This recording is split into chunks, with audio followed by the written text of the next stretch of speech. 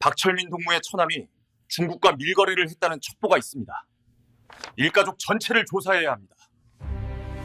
총알이 박철민의 귓가를 스쳤고 그는 망설임 없이 얼어붙은 두만강 물속으로 몸을 던졌습니다. 영하의 물이 온몸을 휘감았고 뒤에서 보이부 요원들의 고함 소리가 터져 나왔지만 이미 그의 몸은 검은 물살 속으로 사라지고 있었습니다. 평양 만수대지구 특별차고에서 20년 넘게 최고 지도자의 전속 운전기사로 충성해온 50살 박철민이 왜 이 겨울밤 국경의 강물에 몸을 던져야 했을까요? 어떻게 그는 보이부의 삼엄한 감시망을 뚫고 이곳까지 올 수 있었을까요? 그리고 무엇이 그로 하여금 평생을 바친 충성과 가족을 버리고 이 위험한 선택을 하게 만들었을까요? 그 이야기를 지금부터 들려드리겠습니다. 시작 전에 여유가 되시는 분들은 구독과 좋아요 한 번씩 눌러주시면 정말 감사하겠습니다. 그리고 지금 이 사연을 듣고 계시는 지역을 댓글로 남겨주시면 그곳으로 따뜻한 인사를 전하겠습니다. 박철민은 검은색 차량의 휠을 부드러운 천으로 문지르고 있었습니다. 새벽 5시 평양 만수대지구의 특별차고는 고요했고 형광등 불빛만이 차체에 반사되어 희미하게 빛나고 있었습니다. 50평생 그는 이 시간이면 어김없이 이곳에 와서 차량 점검을 시작했고 타이어 공기압을 확인하고 엔진오일 상태를 살피고 브레이크 패드에 이상이 없는지 꼼꼼히 들여다보았습니다. 한치의 오차도 허용되지 않는 일이었습니다. 최고 지도자를 모시는 차량에 문제가 생긴다면 그것은 곧 자신의 목숨이 끝나는 일이나 다름없었으니까요. 동무, 오늘도 일찍 나왔구만. 차고 관리인 김동무가 커피를 들고 들어왔습니다. 박철민은 고개를 들어 가볍게 웃었습니다. 습관이 되어버렸습니다. 이 시간에 안 나오면 몸이 이상한 것 같아요. 그래도 집에서 좀 더 쉬지. 자네 나이가 어린 것도 아니고. 박철민은 대꾸 대신 다시 휠을 닦았습니다. 그의 가족들은 평양에서도 손꼽히는 아파트에 살았고 배급은 늘 넉넉했고 아이는 좋은 학교에 다녔습니다. 박철민은 자신이 선택받은 사람이라고 믿었고 그 선택에 보답하기 위해 매일 이 시간에 차고로 나왔습니다. 하지만 그날 밤은 달랐습니다. 오후 8시 박철민은 차고 뒤편 정비실에서 서류를 정리하고 있었습니다. 내일 원산 현지지도 준비 서류였고 경로와 시간표를 다시 한번 확인하는 중이었습니다. 그때 차고 안쪽 귀빈 대기실에서 목소리가 새어나왔습니다. 박철민의 손이 서류 위에서 멈췄고 그는 숨을 죽이고 귀를 기울였습니다. 최고 지도자의 목소리였습니다. 그래서 확실합니까? 낮고 무겁게 가라앉은 보이부 책임자의 음성이 이어졌습니다. 예, 동지. 박철민 동무의 처남이 중국 무역상과 밀거래를 했다는 첩보가 확인되었습니다. 금액은 아직 파악 중이지만 외화 유출 정황이 뚜렷합니다. 박철민의 손에서 볼펜이 떨어졌고 플라스틱이 바닥에 부딪히는 소리가 작게 울렸습니다. 그는 황급히 몸을 낮추고 벽에 등을 기댔습니다. 심장이 귀를 때리는 것 같았고 입안이 바짝 말랐습니다. 처남은 무역회사에 다닐 뿐이었습니다. 평범한 회사원이었고 박철민이 아는 한 충성스러운 당원이었습니다. 밀거래라니 그것도 중국과 일가족 전체를 조사해야 합니다. 보이부 책임자의 말이 차갑게 떨어졌습니다. 박철민은 숨을 참았습니다. 일가족, 그 말 속에 자신도 포함되어 있다는 것을 알았습니다. 아내도 어린 딸도. 잠시 침묵이 흘렀습니다. 박철민은 귀빈 대기실 쪽 벽에 귀를 바짝 댔습니다. 최고 지도자가 무슨 말을 할까요? 혹시 자신을 믿어줄까요? 20년 넘게 한 번도 실수 없이 모셔온 충성을 기억해 줄까요? 최고 지도자의 답변이 떨어졌습니다. 확실히 조사하시오. 그리고 필요하면 처리하시오. 처리. 그 단어가 박철민의 머릿속에서 울렸습니다. 처리란 무엇입니까? 숙청입니다. 총살입니다. 정치범 수용소입니다. 가족 전체가 사라지는 것입니다. 박철민의 입술이 파르르 떨렸고 무릎에 힘이 빠졌습니다. 그는 천천히 바닥에 주저앉았습니다. 평생을 바친 충성의 대가가 이것입니까? 20년이 넘는 세월 동안 그는 단 한 번도 의심받은 적이 없었습니다. 새벽같이 일어나 차고로 나왔고 지도자가 부르면 언제든 달려갔고 밤늦게까지 차량을 점검했습니다. 명절에도 가족 행사에도 딸의 생일에도 그는 차고를 먼저 생각했습니다. 그런 그에게 돌아오는 것이 처남의 잘못 때문에 일가족 처리라니. 귀빈 대기실의 불이 꺼졌습니다. 발소리가 멀어졌고 차고 정문이 닫히는 소리가 들렸습니다. 박철민은 그대로 바닥에 앉아 있었습니다. 형광등 불빛이 그의 그림자를 길게 늘어뜨렸고 차고는 다시 고요해졌습니다. 얼마나 시간이 흘렀을까요? 박철민은 천천히 고개를 들었습니다. 눈앞에 검은색 차량이 서 있었습니다. 저 차를 타고 얼마나 많은 곳을 다녔습니까? 평양 시내, 묘양산, 원산, 개성. 최고 지도자를 모시고 이 나라 곳곳을 누볐습니다. 그런데 이제 그 차는 더 이상 그의 것이 아니었습니다. 박철민은 주머니에서 열쇠를 꺼냈습니다. 차고 열쇠, 차량 열쇠, 집 열쇠. 손 안에서 차갑게 느껴지는 금속 조각들이었습니다. 그는 차량 쪽으로 걸어갔고 운전석 문을 열고 앉았습니다. 핸들을 잡았습니다. 이 핸들을 잡고 몇만 킬로미터를 달렸을까요? 살아야 한다. 박철민은 중얼거렸습니다. 그의 목소리는 떨리고 있었지만 그 안에는 결연함이 섞여 있었습니다. 가족을 살려야 한다. 하지만 어떻게요? 보이부가 이미 조사를 시작했다면 시간이 얼마 남지 않았다는 뜻입니다. 며칠 안에 어쩌면 내일이라도 그들이 찾아올 것입니다. 집으로, 차고로, 처남의 회사로. 박철민은 핸들에서 손을 떼고 얼굴을 감쌌습니다. 차가운 손바닥이 뜨거운 이마에 닿았습니다. 그날 밤 그는 집으로 돌아가지 못했습니다. 차고 한 구석, 정비 도구들이 쌓인 곳에 쭈그려 앉아 밤을 지새웠습니다.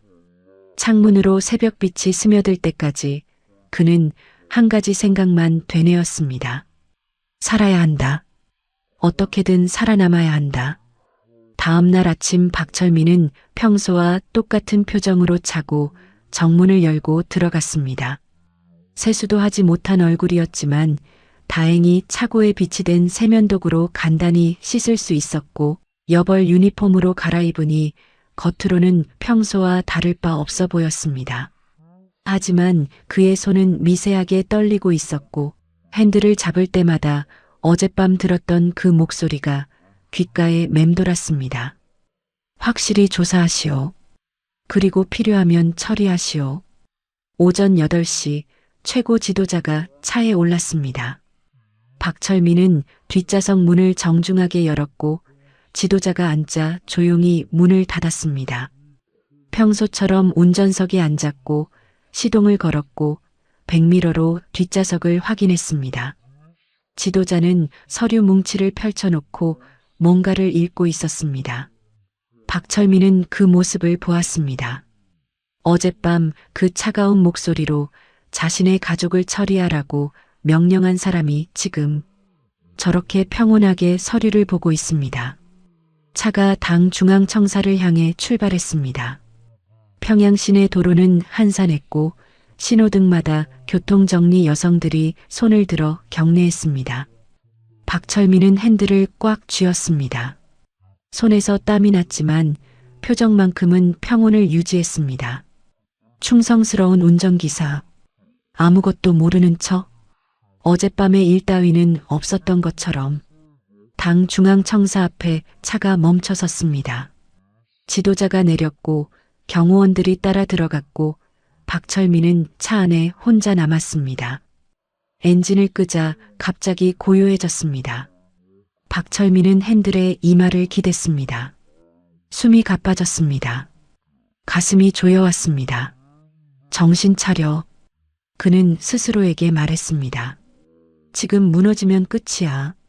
박철민은 고개를 들었습니다. 조수석 서랍에서 지도를 꺼냈습니다. 북한 전도였습니다.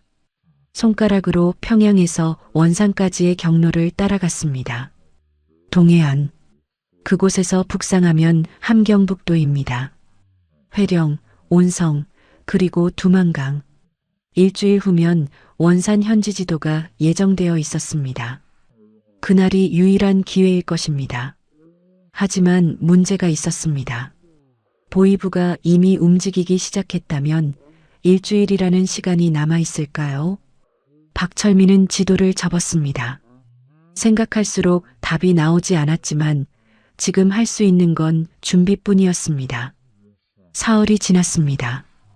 박철민은 매일 차고에 일찍 나와 차량을 점검했고 트렁크 바닥 비상 공간에 조금씩 물품을 숨겨넣기 시작했습니다. 물병 하나, 비상식량 몇 개, 손전등 하나. 눈에 띄지 않게 조금씩 천천히. 누가 봐도 평범한 차량 점검이었지만 박철민은 탈출을 준비하고 있었습니다. 그리고 그날 오후 차고에 검은색 승용차 한 대가 들어섰습니다. 박철민은 차량 엔진룸을 들여다보고 있었는데 뒤에서 발소리가 들렸습니다. 고개를 돌리자 보이부 제복을 입은 남자 2명이 서 있었습니다. 박철민의 심장이 순간 멎는 것 같았지만 얼굴에는 아무런 표정도 짓지 않았습니다. 박철민 동무시지요? 한 명이 물었습니다. 목소리는 정중했지만 눈빛은 차가웠습니다. 예, 맞습니다. 박철민은 손에 묻은 기름때를 천으로 닦으면서 대답했습니다. 잠깐 시간 좀 내주시겠습니까? 몇 가지 여쭤볼 게 있어서요. 박철민은 고개를 끄덕였습니다. 두 사람은 차고 한쪽 사무실로 그를 안내했고 의자를 권했습니다. 박철민이 앉자 한 명이 수첩을 꺼냈습니다. 동무의 처남 되시는 분이 김영수 동무 맞습니까? 예, 맞습니다. 무슨 일 하시는지 아십니까? 평양 무역회사에서 일한다고 알고 있습니다. 자주 만나십니까? 박철민은 잠시 생각하는 척했습니다. 너무 빨리 대답하면 준비된 답처럼 들릴 것이고 너무 늦으면 뭔가 숨기는 것처럼 보일 것입니다. 명절 때 정도요. 처가 식구들이 모일 때 보는 정도입니다. 최근에 처남 동무와 특별한 대화를 나눈 적 있습니까? 중국 관련이라든지 무역 관련이라든지. 박철민은 고개를 저었습니다. 저는 운전기사입니다. 처남의 일에 대해서는 잘 모릅니다. 만나도 가족 이야기, 아이들 이야기 정도만 합니다. 보이부 요원은 박철민을 가만히 바라보았습니다. 몇 초간의 침묵이 흘렀고 그 침묵이 박철민에게는 몇 분처럼 느껴졌습니다. 요원은 수첩에 뭔가를 적었습니다. 알겠습니다. 협조해 주셔서 감사합니다. 혹시 처남 동무와 연락이 오면 꼭 저희에게 알려주시기 바랍니다. 요원은 명함을 내밀었습니다. 박철민은 받아서 주머니에 넣었습니다. 두 사람이 일어섰고 박철민도 따라 일어났습니다. 악수를 나누었고 그들은 차고를 나갔습니다. 박철민은 창문으로 그들이 차를 타고 떠나는 것을 지켜봤습니다. 차가 시야에서 사라지자 박철민은 의자에 주저앉았습니다. 온몸에서 힘이 빠졌습니다. 그들은 이미 감시를 시작했습니다. 정중한 질문이었지만 그것은 경고였습니다. 우리가 너를 지켜보고 있다는 신호였습니다. 저녁 6시 박철민은 집으로 돌아갔습니다. 아파트 현관문을 열자 부엌에서 소리가 들렸습니다. 아내 순이가 싱크대 앞에 서서 울고 있었습니다. 박철민은 황급히 다가갔습니다. 왜 그래요? 무슨 일 있어요? 순이가 고개를 돌렸습니다. 눈이 빨갛게 부어 있었습니다. 오빠, 오늘 보이부 사람들이 왔어요. 박철민의 등에서 식은땀이 흘렀습니다. 뭐라고 했어요? 오빠 동생, 영수 오빠에 대해서 물어봤어요. 무슨 일 하는지, 최근에 이상한 행동 없었는지, 중국 사람들 만나는 거 본 적 있는지. 순이는 목이 메었습니다. 나는 아무것도 몰라요. 영수 오빠가 무슨 잘못을 했는지도 모르겠고, 왜 우리한테 이러는지도 모르겠어요. 박철민은 아내를 끌어안았습니다. 순이의 몸이 떨리고 있었습니다. 괜찮아요. 우리는 아무 잘못 없어요. 하지만 오빠, 보이부가 움직이면 잘못이 중요한 게 아니잖아요. 의심만 받아도. 순이의 말이 끊겼습니다. 그녀도 알고 있었습니다. 이 나라에서 보이부의 조사를 받는다는 것이 무엇을 의미하는지. 박철민은 아내의 등을 쓰다듬었습니다. 말을 할 수 없었습니다. 괜찮을 거라고 거짓말할 수도 없었습니다. 지은이는요? 박철민이 물었습니다. 방에서 자고 있어요. 다행히 애는 모를 거예요. 박철민은 안방으로 갔습니다. 8살 딸 지은이가 이불을 덮고 자고 있었습니다. 박철민은 딸의 이마에 손을 얹었습니다. 따뜻했습니다. 순이가 뒤에서 속삭였습니다. 오빠, 우리 어떡해요? 박철민은 대답하지 못했습니다. 딸의 얼굴을 보고 있자니 가슴이 미어졌습니다. 이 아이를 지켜야 하는데 어떻게 지켜야 할까요? 원산 현지 지도까지 나흘 남았습니다. 그때까지 보이부가 기다려줄까요? 그날 밤 박철민은 잠들 수 없었습니다. 옆에서 순이가 잠든 숨소리가 들렸지만 그는 천장만 바라보았습니다. 탈출 계획을 머릿속으로 되짚었습니다. 원산에서 지도자가 현지 지도를 하는 동안 경호원들이 안내소에 들어간 틈을 타서 차를 몰고 떠난다. 동해안을 따라 북상한다. 함경북도 회령을 거쳐 두만강까지 간다. 그리고 가족은요? 박철민은 눈을 감았습니다. 답이 나오지 않았습니다. 새벽 4시 박철민은 일어났습니다. 잠을 자지 못한 채 뒤척이다가 결국 침대에서 빠져나왔고 부엌으로 가서 찬물을 한 컵 마셨습니다. 창밖으로 평양의 어둠이 보였고 멀리 주체 사상탑의 붉은 불빛만이 희미하게 깜빡이고 있었습니다. 박철민은 컵을 내려놓고 안방으로 돌아갔습니다. 순이가 여전히 자고 있었습니다. 어젯밤 울다가 지쳐서 잠든 것 같았습니다. 박철민은 아내의 어깨를 조심스럽게 흔들었습니다. 여보. 순이가 눈을 떴습니다. 부은 눈으로 남편을 바라봤습니다. 몇 시예요? 4시. 일찍 깨워서 미안해요. 박철민은 낮은 목소리로 말했습니다.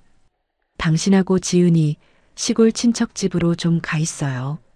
순이가 벌떡 일어나 앉았습니다. 갑자기 왜요? 보이부가 계속 감시하고 있어요. 여기 있으면 위험해요. 일단 피해 있다가 상황 좀 보고. 순이는 남편의 얼굴을 가만히 바라봤습니다. 박철민의 눈 밑에는 검은 그늘이 드리워져 있었고 입술은 바짝 말라 있었습니다. 오빠는요? 나는 일이 있어서 못 가요. 원산 현지 지도도 있고 당신들만 먼저 가 있어요. 오빠 혼자 두고 어떻게 가요? 순이의 목소리가 떨렸습니다. 괜찮아요. 나는 운전기사니까 안전해요. 오히려 당신들이 위험해요. 박철민은 아내의 손을 잡았습니다. 함경도 고모네 집으로 가요. 거기는 평양에서 멀고 보이부 눈도 덜 닿을 거예요. 한 달만, 아니 보름만 있다가 다시 오면 돼요. 순이는 고개를 저었습니다. 싫어요. 우리 가족은 같이 있어야 해요. 여보, 제발. 박철민의 목소리에 절박함이 묻어났습니다. 지은이라도 지켜야 해요. 애는 아무 잘못 없잖아요. 그 말에 순이의 입술이 떨렸습니다. 한참을 망설이던 순이가 결국 고개를 끄덕였습니다. 알았어요. 그런데 오빠 정말 괜찮은 거예요? 박철민은 웃어 보이려 했지만 입가만 경련처럼 움직였습니다. 괜찮아요. 곧 다시 볼 거예요. 거짓말이었습니다. 박철민은 알고 있었습니다. 다시 만나지 못할 수도 있다는 것을. 오전 8시 순이는 지은이의 손을 잡고 기차역으로 향했습니다. 박철민은 차고에 있었습니다. 아내와 딸을 배웅하고 싶었지만 평소와 다른 행동을 하면 의심받을 것 같았습니다.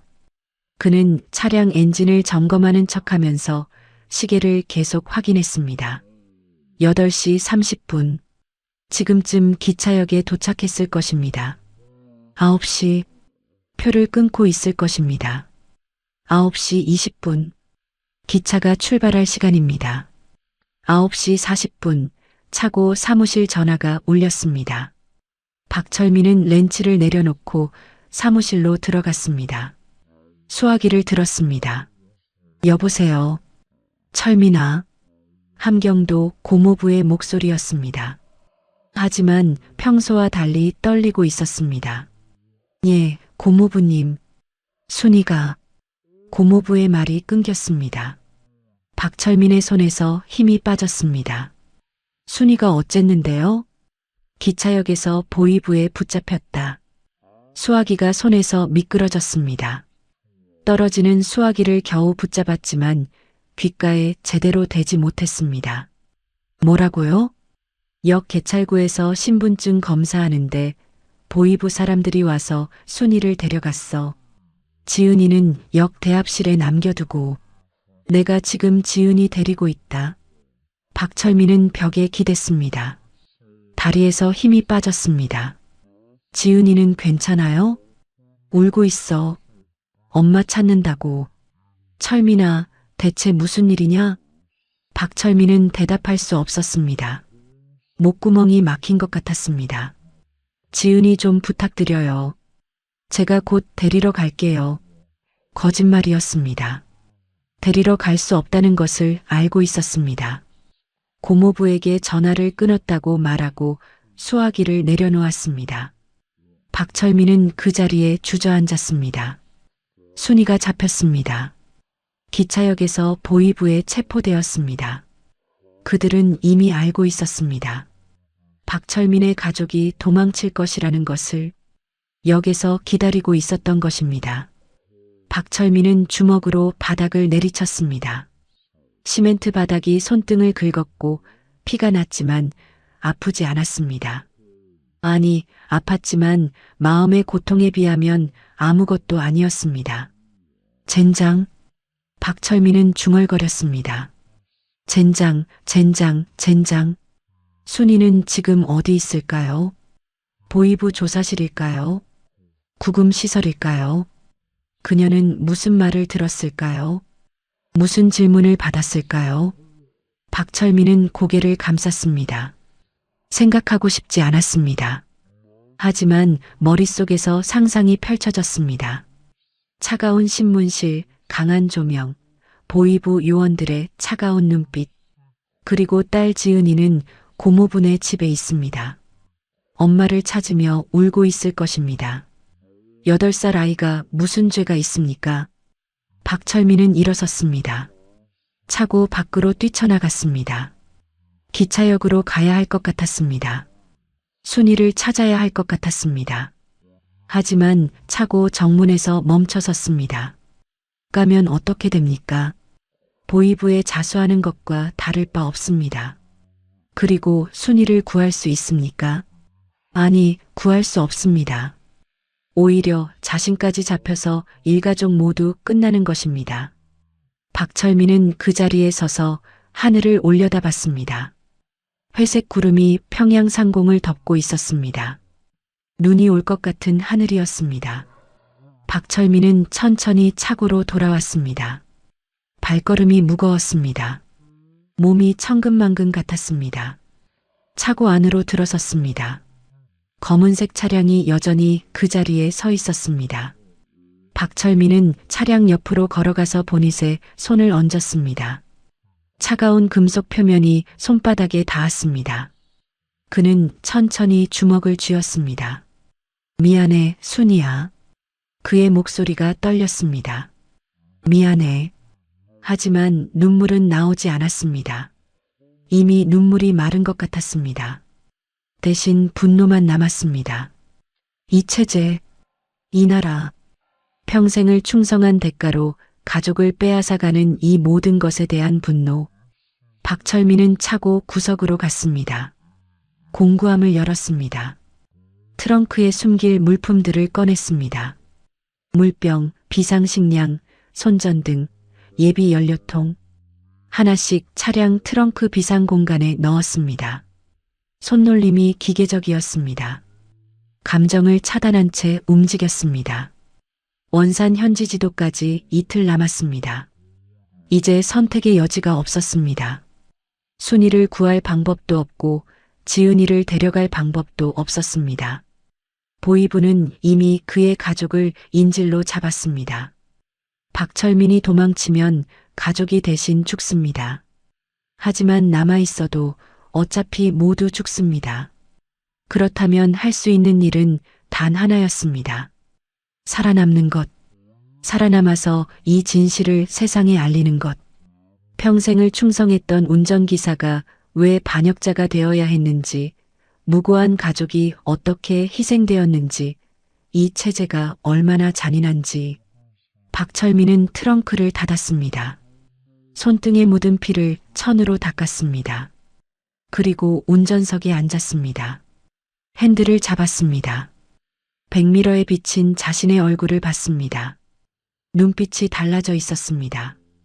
더 이상 충성스러운 운전기사 박철민이 아니었습니다. 이제 그는 살아남기 위해 싸워야 하는 사람이었습니다. 박철민은 주머니에서 작은 사진 한 장을 꺼냈습니다. 작년 여름 대동강변에서 찍은 가족 사진이었습니다. 순이가 환하게 웃고 있었고, 지은이가 아이스크림을 들고 있었고, 박철민은 딸의 어깨에 손을 얹고 있었습니다. 행복했던 순간이었습니다. 이제는 돌아갈 수 없는 순간. 꼭 살아남을게. 박철민은 사진을 가슴 주머니에 넣었습니다. 그리고 당신들의 이야기를 세상에 전할게. 차고 밖에서 눈이 내리기 시작했습니다. 창문으로 하얀 눈송이들이 떨어지는 게 보였습니다. 박철민은 차에서 내렸습니다. 차고 문 쪽으로 걸어가서 밖을 내다봤습니다. 평양 거리가 하얗게 물들어가고 있었습니다. 이틀 후면 원산입니다. 그리고 그곳에서 그의 도주가 시작될 것입니다. 박철민은 그날 밤 차고에서 잤습니다. 집으로 돌아갈 수 없었습니다. 순이가 없는 집, 지은이가 없는 그곳으로 돌아가면 무너질 것 같았습니다. 차고 한쪽에 빛이 된 간이 침대에 누웠지만 잠은 오지 않았고 천장만 바라보다가 새벽 4시에 일어났습니다. 세수를 하고 여벌 유니폼으로 갈아입었습니다. 거울에 비친 얼굴은 초췌했지만 눈빛만큼은 살아있었습니다. 원산 현지 지도까지 이틀. 박철민은 점검 목록을 작성했습니다. 머릿속으로만 하면 빠뜨릴 수 있으니까요. 물병 3개 이미 트렁크에 넣었습니다. 비상식량 5개 어제 준비했습니다. 예비 연료통 차고 구석에 숨겨뒀습니다. 손전등, 지도, 작은 칼 하나. 오늘 안에 모두 트렁크에 넣어야 합니다. 문제는 감시였습니다. 차고 밖에 검은색 승용차가 매일 저녁 나타났습니다. 보이부 차량이었고 안에 요원 2명이 교대로 앉아서 차고를 지켜봤습니다. 낮에는 없다가 오후 5시쯤 나타나서 밤 10시까지 있었습니다. 박철민은 그들을 의식하지 않는 척했지만 트렁크에 물건을 넣을 때마다 등 뒤에서 시선이 느껴지는 것 같았습니다. 오전 10시 박철민은 차량 세차를 시작했습니다. 평소에도 자주 하는 일이었으니 의심받지 않을 것입니다. 호스로 물을 뿌리고 스펀지로 차체를 닦고 유리창을 깨끗이 닦았습니다. 그러다가 자연스럽게 트렁크를 열었습니다. 안을 청소하는 척하면서 비상공간 덮개를 살짝 들어 올렸습니다. 물병 3개가 보였습니다. 박철민은 재빨리 비상식량 2개를 더 넣었습니다. 덮개를 닫았습니다. 트렁크를 닫았습니다. 심장이 빨리 뛰었습니다. 박동무. 뒤에서 목소리가 들렸습니다. 박철민은 화들짝 놀라 돌아섰습니다. 차고 관리인 김동무가 서 있었습니다. 예. 박철민의 목소리가 떨렸습니다. 커피 좀 끓였는데 한잔 하시게. 김동무가 종이컵을 내밀었습니다. 박철민은 받아들었습니다. 뜨거운 김이 올라왔습니다. 요새 안색이 안 좋아 보이는데 괜찮나? 김동무가 물었습니다. 예, 괜찮습니다. 그냥 좀 피곤해서요. 집에 무슨 일 있나? 며칠째 여기서 자는 것 같던데. 박철민은 커피를 한 모금 마셨습니다. 뜨거운 액체가 목구멍을 타고 내려갔습니다. 아, 집에서 보수공사를 좀 해서요. 시끄러워서 차라리 여기가 편합니다. 김동무는 고개를 끄덕였습니다. 그래도 몸 관리는 해야지. 원산 현지 지도도 있고. 예, 알겠습니다. 김동무가 돌아간 후 박철민은 커피를 다 마셨습니다. 손이 떨렸습니다. 방금 트렁크에 물건 넣는 걸 봤을까요? 아니, 봤다면 뭔가 말했을 것입니다. 박철민은 종이컵을 구겨서 쓰레기통에 넣었습니다. 오후 3시 박철민은 엔진룸을 점검했습니다. 오일 상태를 확인하고 냉각수를 보충하고 벨트 장력을 체크했습니다. 모든 게 정상이었습니다. 2차로 국경까지 가야 합니다. 고장나면 안 됩니다. 박철민은 엔진룸 구석구석을 살폈습니다. 20년 넘게 이 차를 관리해 왔으니 어디에 무엇이 있는지 눈 감고도 알 수 있었습니다. 오후 5시 검은색 승용차가 나타났습니다. 차고 밖 길가에 주차했고 보이부 요원 2명이 차에서 내리지 않고 안에 앉아 있었습니다. 박철민은 창문으로 그들을 슬쩍 봤습니다. 한 명은 신문을 보고 있었고 한 명은 담배를 피우고 있었습니다. 박철민은 다시 작업으로 돌아갔습니다. 오후 6시 해가 지기 시작했습니다. 차고 안이 어두워져서 형광등을 켰습니다. 박철민은 공구함에서 예비 연료통을 꺼냈습니다. 플라스틱 재질의 작은 통이었고 용량은 10리터 정도 되었습니다. 이것을 트렁크에 넣어야 하는데 문제는 밖에 보이부 차량이 있다는 것입니다. 박철민은 연료통을 들고 차량 쪽으로 갔습니다. 자연스럽게 평소처럼 트렁크를 열었습니다. 그리고 잠깐 망설였습니다. 지금 넣으면 창문으로 보일 수 있습니다. 박철민은 트렁크를 다시 닫았습니다. 연료통을 들고 차고 뒤편으로 갔습니다. 일단 숨겨뒀다가 나중에 넣는 게 나을 것 같았습니다. 오후 9시 보이부 차량이 여전히 밖에 있었습니다. 박철민은 차고 사무실에 앉아서 서류를 보는 척했습니다. 원산 현지지도 일정표였습니다. 오전 8시 평양 출발, 오전 11시 원산 도착, 항구 시찰, 오후 2시 협동농장 방문.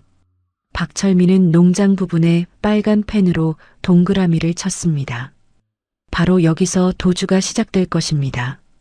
오후 10시 밖에서 엔진 소리가 들렸습니다. 박철민은 창문으로 내다봤습니다. 보이부 차량이 출발하고 있었습니다. 빨간 후미등이 어둠 속으로 사라졌습니다. 박철민은 한숨을 내쉬었습니다. 이제 움직일 수 있습니다. 그는 차고 뒤편으로 가서 연료통을 들었습니다. 차량 쪽으로 조심스럽게 걸어갔습니다. 주위를 둘러봤습니다.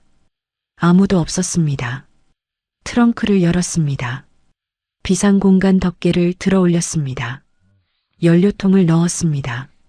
물병 옆에 딱 들어갔습니다. 덮개를 닫았습니다. 그때 차고 정문에서 소리가 났습니다. 박철민은 숨을 멈췄습니다. 트렁크는 아직 열려 있었습니다. 누군가 들어오고 있었습니다. 박철민은 재빨리 트렁크를 닫았습니다. 딸깍. 잠금 장치가 채워졌습니다. 아직 안 갔나? 김동무의 목소리였습니다. 박철민은 가슴을 쓸어내렸습니다. 예, 내일 점검 준비 좀 하고 있었습니다. 김동무가 다가왔습니다. 트렁크는 왜 열었나? 박철민은 침착하게 대답했습니다. 내일 현지지도 때 필요한 서류를 넣으려고요. 비상의전 물품도 확인하고요. 김동무는 고개를 끄덕였습니다. 그래. 나는 퇴근하는데 자네도 이제 좀 쉬게. 내일 긴 여정이잖나. 예, 곧 들어가겠습니다. 김동무가 나간 후 박철민은 차에 기댔습니다. 식은땀이 등을 타고 흘렀습니다. 방금 트렁크를 열고 있는 걸 봤다면 의심했을 것입니다. 다행히 닫은 후였습니다. 박철민은 공구함으로 가서 남은 물품들을 꺼냈습니다. 손전등, 지도, 작은 칼. 이것들을 재킷 안주머니에 넣었습니다. 트렁크보다는 몸에 지니는 게 나을 것 같았습니다. 만약 차를 버려야 하는 상황이 오면 트렁크 물품을 챙길 시간이 없을 테니까요. 준비가 끝났습니다. 박철민은 운전석에 앉았습니다. 핸들을 잡았습니다. 이 핸들로 내일 국경까지 갈 수 있을까요? 보이부의 추격을 뿌리칠 수 있을까요? 두만강을 건널 수 있을까요? 그는 주머니에서 가족 사진을 꺼냈습니다. 형광등 불빛 아래서 사진을 바라봤습니다. 순이의 웃는 얼굴, 지은이의 밝은 눈빛. 박철민은 사진을 가슴에 품었습니다. 미안해. 같이 못 데려가서. 그의 목소리가 차 안에서 울렸습니다. 하지만 꼭 살아남을게. 그래서 당신들의 이야기를 전할게. 이 나라가 얼마나 잔인한지, 무고한 사람들을 어떻게 짓밟는지. 박철민은 사진을 다시 주머니에 넣었습니다. 차에서 내렸습니다. 형광등을 껐습니다. 차고가 어둠에 잠겼습니다. 그는 간이 침대로 가서 누웠습니다. 내일이면 모든 게 시작됩니다. 내일이면 그는 반역자가 될 것입니다. 하지만 후회는 없었습니다. 박철민은 눈을 감았습니다. 이번에는 잠이 왔습니다. 깊고 무거운 잠이었습니다. 꿈속에서 순이가 나타났습니다. 그녀가 말했습니다. 오빠 살아요. 꼭 살아남아요. 박철민은 꿈속에서 고개를 끄덕였습니다. 응, 살게. 꼭 살아남을게. 새벽 4시 박철민은 눈을 떴습니다. 원산 현지지도 당일이었습니다. 그리고 그의 도주가 시작되는 날이었습니다. 간이 침대에서 일어나 세면대로 갔습니다. 찬물로 얼굴을 씻었는데 손이 떨렸습니다. 거울 속 자신을 봤습니다. 눈 밑에 다크서클이 짙게 내려앉아 있었고 뺨은 지난 며칠 사이 움푹 들어간 것 같았습니다. 하지만 눈빛만큼은 또렷했습니다. 박철민은 유니폼을 단정하게 입었습니다. 단추를 하나하나 채우고 넥타이를 맸습니다. 평소보다 더 신경 써서 옷매무새를 정리했습니다. 마지막이 될 수도 있으니까요. 새벽 5시 차량 최종 점검을 시작했습니다. 타이어 공기압 정상, 엔진 오일 정상, 브레이크액 정상, 연료 탱크 만땅. 박철민은 손전등으로 차체 아래를 비춰보고 서스펜션 상태를 확인하고 배기구에 이상이 없는지 살폈습니다. 모든 게 완벽해야 했습니다. 고장나면 끝이니까요. 트렁크를 열었습니다. 비상공간 덮개를 살짝 들어 올려 안을 확인했습니다. 물병, 비상식량, 연료통, 모두 제자리에 있었습니다. 박철민은 덮개를 조심스럽게 닫고 트렁크를 잠갔습니다. 준비는 끝났습니다. 오전 7시 30분 최고 지도자가 도착했습니다. 검은색 호위 차량들이 앞뒤로 따라왔고 경호원들이 재빨리 주변을 에워쌌습니다.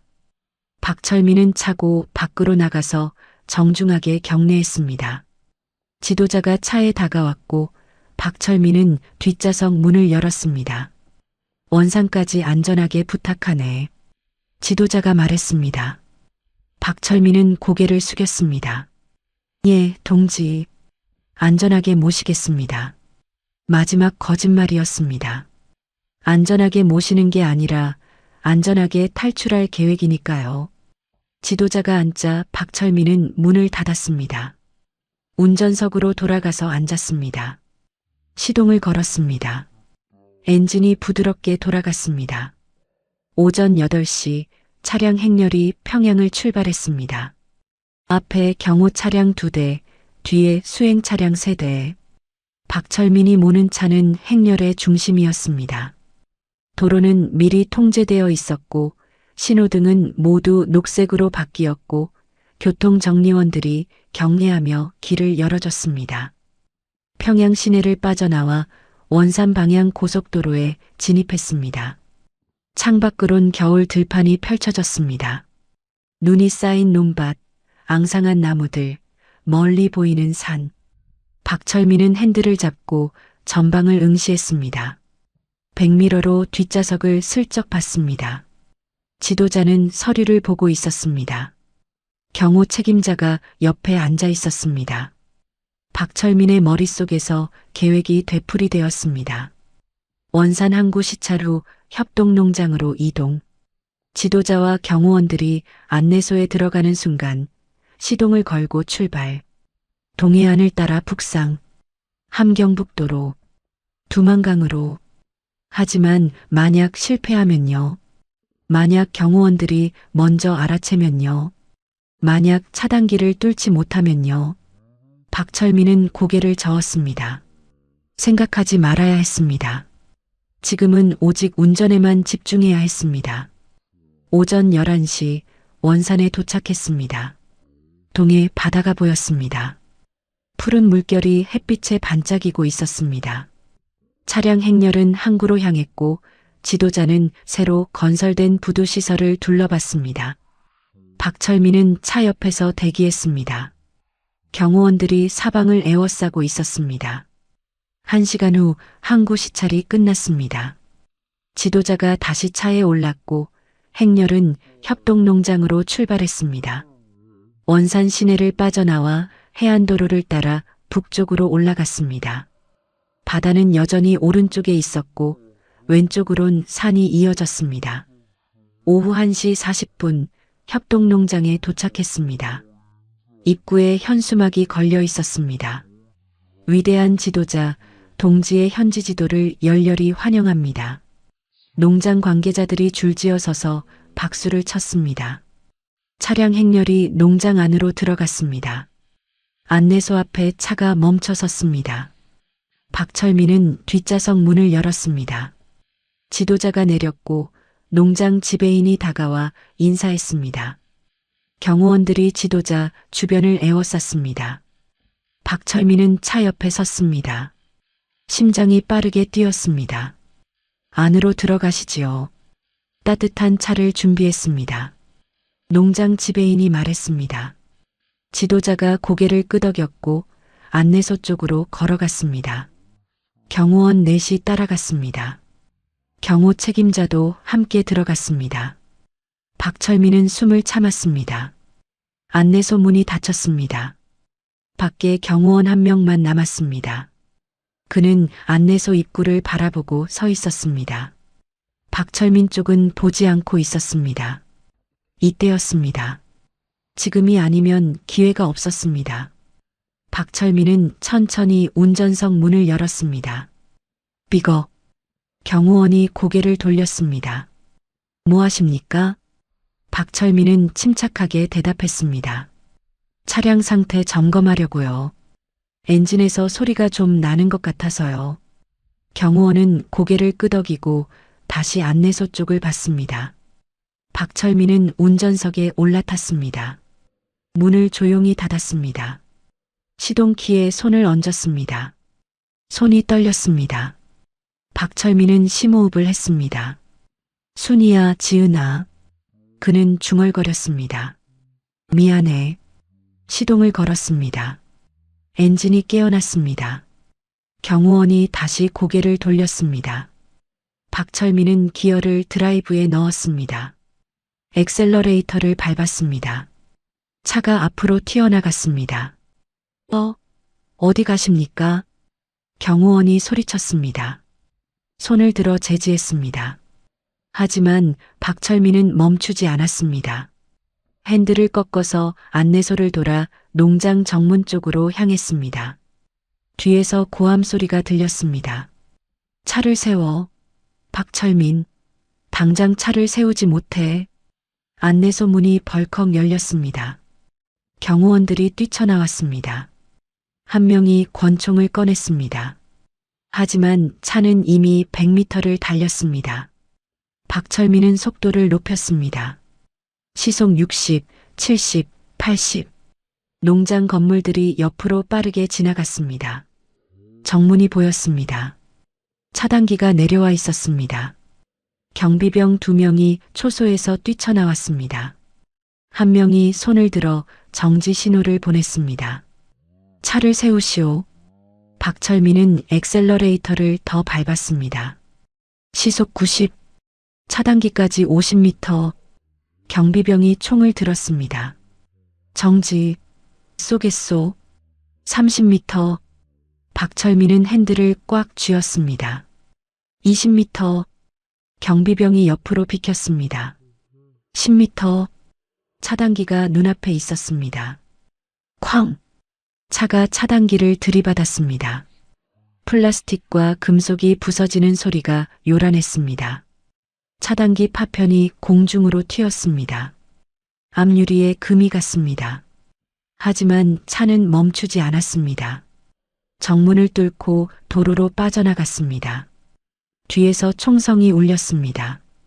탕, 탕, 뒷유리가 깨졌습니다. 유리 조각이 뒷좌석에 쏟아졌습니다. 또 한 발, 차체 어딘가에 총알이 박혔습니다. 하지만 박철민은 뒤돌아보지 않았습니다. 앞만 봤습니다. 도로만 봤습니다. 동해안 도로였습니다. 바다가 오른쪽에 있었습니다. 박철민은 북쪽을 향해 달렸습니다. 함경북도로, 국경으로, 자유로. 뒤에서 사이렌 소리가 들리기 시작했습니다. 경호 차량들이 추격을 시작한 것입니다. 박철민은 백미러를 봤습니다. 멀리 검은 점들이 보였습니다. 하지만 아직 거리가 있었습니다. 박철민은 다시 전방을 봤습니다. 무전기에서 잡음이 터져 나왔습니다. 박철민은 그것을 껐습니다. 더 이상 들을 필요가 없었습니다. 이제 그는 반역자였습니다. 최고 지도자의 전속 운전기사에서 도주자로, 충성스러운 당원에서 국가의 적으로. 하지만 후회는 없었습니다. 박철민은 엑셀러레이터를 끝까지 밟았습니다. 차가 도로를 삼켰습니다. 멀리 산이 보였습니다. 그 너머가 함경북도였습니다. 그리고 그 너머가 국경이었습니다. 살아야 합니다. 어떻게든 살아남아야 합니다. 박철민은 동해안 도로를 따라 북쪽으로 질주했습니다. 바다가 오른쪽에 펼쳐져 있었고 파도가 바위에 부딪히며 하얀 물보라를 일으켰습니다. 차량 계기판의 속도계 바늘이 시속 110km를 가리켰고 엔진이 높은 회전수로 울부짖었습니다. 깨진 뒷유리 사이로 찬바람이 들어와 목덜미를 때렸지만 박철민은 신경 쓰지 않았습니다. 함경북도까지는 약 200km. 백미러를 봤습니다. 멀리 검은 점 3개가 보였습니다. 경호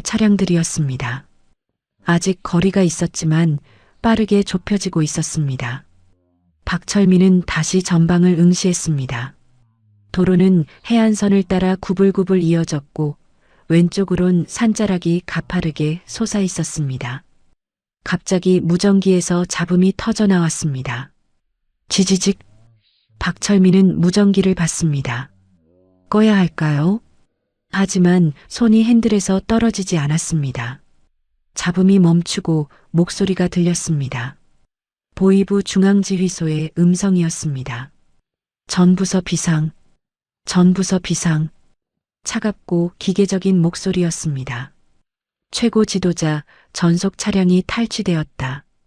운전기사 박철민, 50세, 평양 만수대지구 거주자, 현재 원산 북쪽 해안도로를 통해 도주 중. 박철민의 입술이 바짝 말랐습니다. 박철민을 반역자로 규정한다. 즉시 체포하라. 저항 시 사살을 허가한다. 반역자? 그 단어가 무전기 스피커에서 울려 퍼졌습니다. 박철민은 핸들을 더 세게 쥐었습니다. 반역자? 평생을 충성한 사람이 이제 국가의 적이 되었습니다. 무전기에서 계속 지령이 쏟아졌습니다. 함흥, 청진, 회령 검문소 전면 봉쇄, 국경경비대 비상 배치, 박철민 차량 발견 즉시 보고하라. 박철민은 무전기 선을 잡아당겨 뽑아버렸습니다. 지지직 소리가 멈췄고 차 안이 갑자기 고요해졌습니다. 엔진 소리와 바람 소리만 들렸습니다. 20분 후 전방에 검문소가 보였습니다. 함흥 외곽이었습니다. 차단기가 도로를 가로막고 있었고 경비병 4명이 총을 들고 대기하고 있었습니다. 박철민은 속도를 줄이지 않았습니다. 오히려 엑셀러레이터를 더 밟았습니다. 경비병 1명이 확성기를 들었습니다. 정지, 즉시 차를 세우시오. 박철민은 대답하지 않았습니다. 검문소까지 300m, 경비병들이 도로 한가운데로 나와 섰습니다. 총구가 차량을 향했습니다. 200m, 박철민은 핸들을 오른쪽으로 꺾었습니다. 차가 도로에서 벗어나 옆 농로로 진입했습니다. 비포장도로였고 차가 심하게 덜컹거렸습니다. 총성이 울렸습니다. 탕, 탕탕, 총알이 차체를 스쳤고 사이드미러 하나가 날아갔습니다. 박철민은 몸을 낮추고 핸들을 꽉 잡았습니다. 농로는 논밭 사이로 이어졌다가 다시 산길로 접어들었습니다. 나무들이 양옆으로 빽빽하게 늘어서 있었고 길은 좁고 험했습니다. 차 밑바닥이 돌에 부딪히는 소리가 계속 났습니다. 박철민은 속도를 조금 줄였습니다. 이대로 가다간 차가 망가질 것입니다. 산길을 30분쯤 달렸을까요? 앞에 갈림길이 나타났습니다. 왼쪽은 해안 방향, 오른쪽은 산 깊숙이 들어가는 길이었습니다. 박철민은 잠깐 망설였습니다. 해안도로로 다시 나가야 북쪽으로 갈 수 있지만 검문소가 있을 것입니다. 산길로 가면 우회할 수 있지만 시간이 걸립니다. 연료 게이지를 봤습니다. 절반 조금 넘었습니다. 박철민은 왼쪽을 선택했습니다.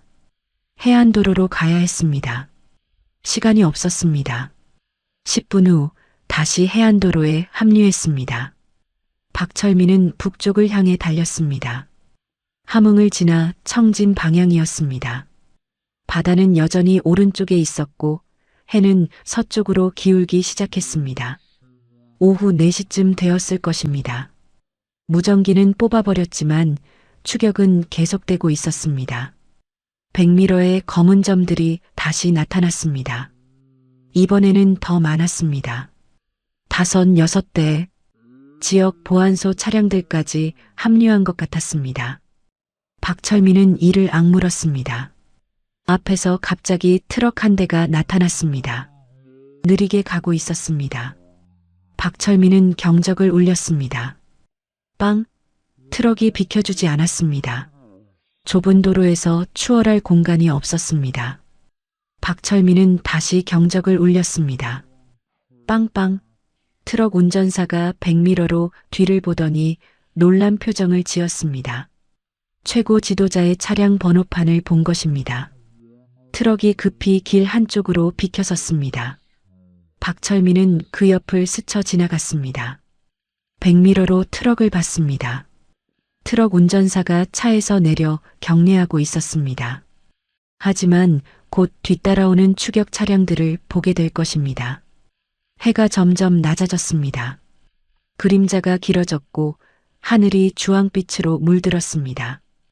박철민은 헤드라이트를 켰습니다. 불빛이 도로를 비쳤습니다. 연료 게이지를 다시 봤습니다. 4분의 1 조금 넘었습니다. 청진까지 가려면 모자랄 것 같았습니다. 그때 앞에 작은 마을이 보였습니다.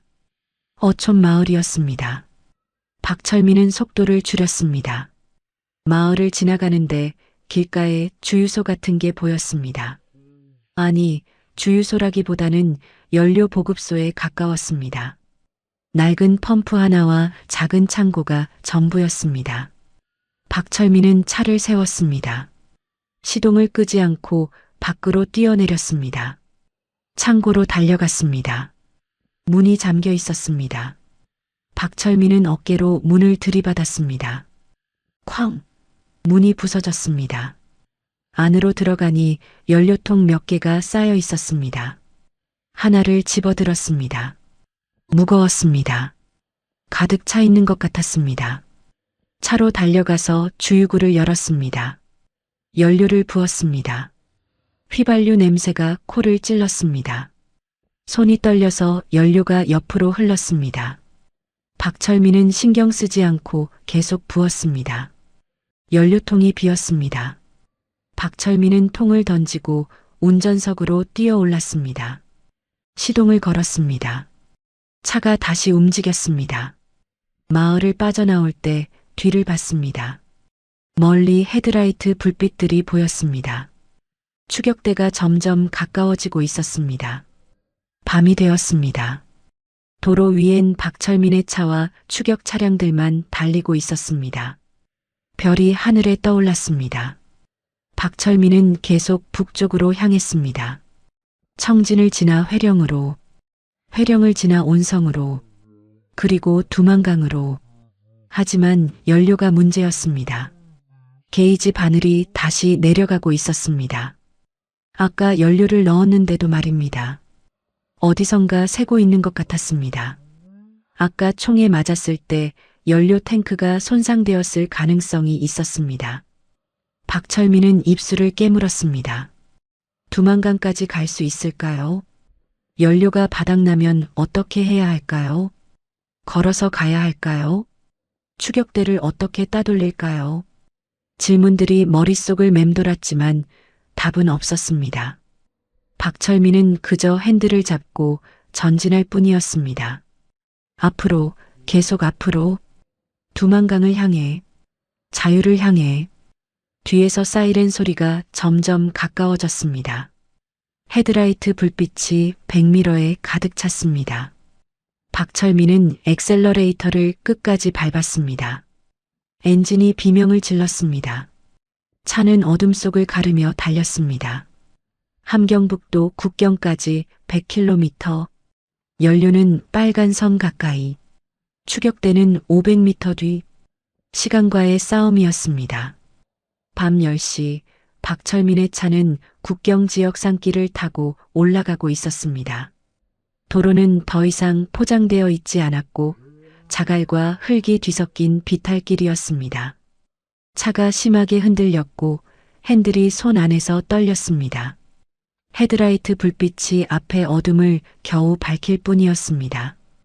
연료 경고등이 깜빡이기 시작했습니다. 주황색 불빛이 계기판에서 전멸했습니다. 박철민은 그것을 무시했습니다.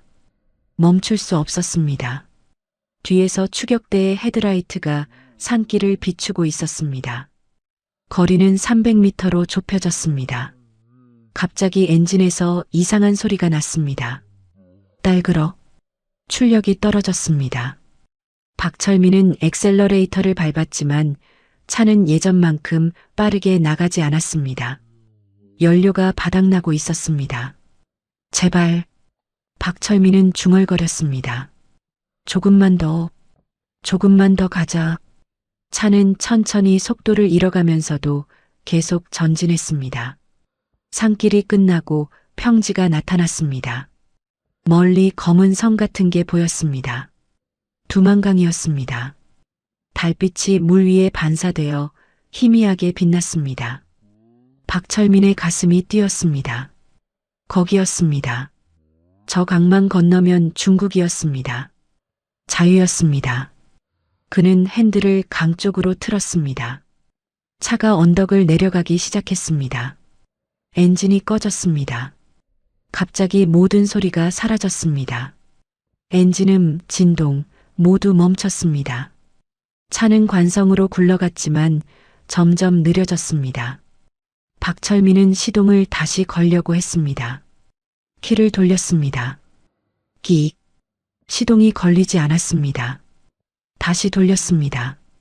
끽. 여전히 안 되었습니다. 연료가 완전히 바닥난 것입니다. 차가 멈춰 섰습니다. 강둑에서 100m쯤 떨어진 곳이었습니다.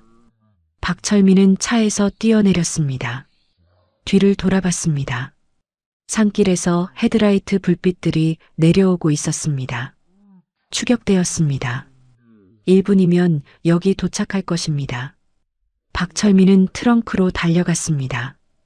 열쇠로 잠금을 풀고 뚜껑을 올렸습니다. 비상공간 덮개를 들어 올렸습니다. 물병 하나를 집어들었습니다. 손전등도 챙겼습니다. 비상식량은 버렸습니다. 무거웠습니다. 지금은 가볍게 움직여야 했습니다. 트렁크를 닫고 강둑을 향해 뛰었습니다. 발밑에 자갈이 발목을 비틀었지만 계속 달렸습니다. 숨이 가빴습니다. 폐가 타는 것 같았습니다. 하지만 멈출 수 없었습니다. 뒤에서 차 소리가 멈췄습니다. 문 여닫는 소리가 들렸습니다. 발소리가 들렸습니다. 여러 명이었습니다. 저기다. 저기 뛰어간다. 누군가 소리쳤습니다. 박철민은 뒤돌아보지 않고 계속 달렸습니다. 강둑까지 50m. 달빛 아래서 두만강의 검은 물이 보였습니다. 강폭은 100m쯤 되어 보였고 건너편에 중국 땅의 윤곽이 희미하게 보였습니다. 박철민, 서라. 보이부 요원의 목소리였습니다.